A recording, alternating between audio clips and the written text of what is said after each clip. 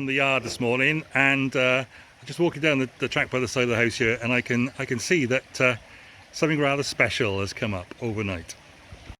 Here's the bit of track, and in typical habitat, little bit of grass by the side of a track, is one of these. Can you see this? This is called shaggy inkcap, comatus, and funnily enough, it is an edible sort of mushroom, but you've got to be quick.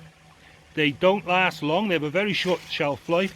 You mustn't confuse this, there's another mushroom you mustn't confuse this with that's brown in background and the little scales on it are white. This is white background and white scales on it, and that's what makes this one the shaggy inkcap or the lawyer's wig or whatever.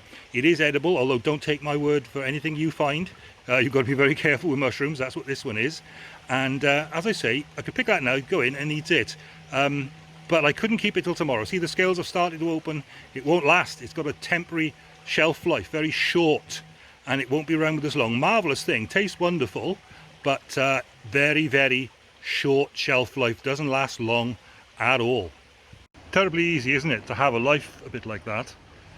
Looks great, tastes wonderful, but this life, you know, it has a very short shelf life. As a young minister in a very urban setting at that time, training really, I met an old lady, and she was living up a block of tower flats in the Bermondsey area. She was an old-fashioned Bermondsey woman who'd come through the war living on her estate, and Hitler didn't get her out, and she wasn't going out now for anybody.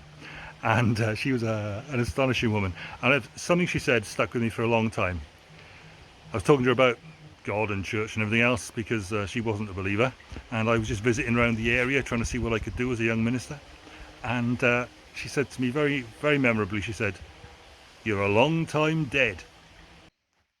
And I remember saying to her, yes, and let's remember, that long time is coming on ever so quick. Do you know, often in the course of my work as a rural chaplain, I'm asked to lead a funeral for a family, by a family, for somebody, quite often somebody I've known, talked with, had time with. It's a real privilege. It's a great privilege to be asked. But I find time and again, what they want to hear from me, they want to hear from me about what a wonderful person it was who's died, of course, and they want me to tell them it's going to be okay. They want to tell me that this person has whatever sort of life they've lived and whatever they've said or done about God and Jesus and the gospel, they want me to tell them they're going to be fine. Well, when Jesus was about to leave this world himself, he was preparing his disciples for his crucifixion, because he knew it was going to come as a hard shock. And he had them all together in the upper room, and he was preparing them there. And in John 17:3, he says, as he's praying to the Father there in their presence, talking it over with God and letting them see what's going on, he says, "This is eternal life, that they might know you, the one true God, and Jesus Christ, who you've sent." This is eternal life, to know you, the one true God, and Jesus Christ, whom you have sent. The problem with that is we've all got a personal history, and quite often it's been one of living in actual, realistic, practical rebellion against God, not being bothered at all about what he says to us about who we are and how we should live.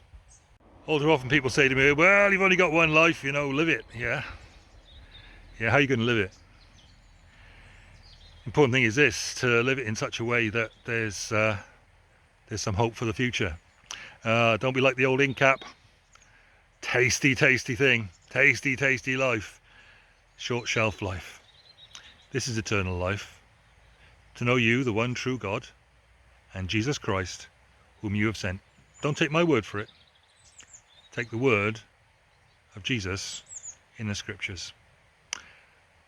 Thanks for listening to this podcast. We've been dealing with some big issues. If we can be of any help, then just contact us through the website www.yrgrwp.com, and we'll help you in any way we can.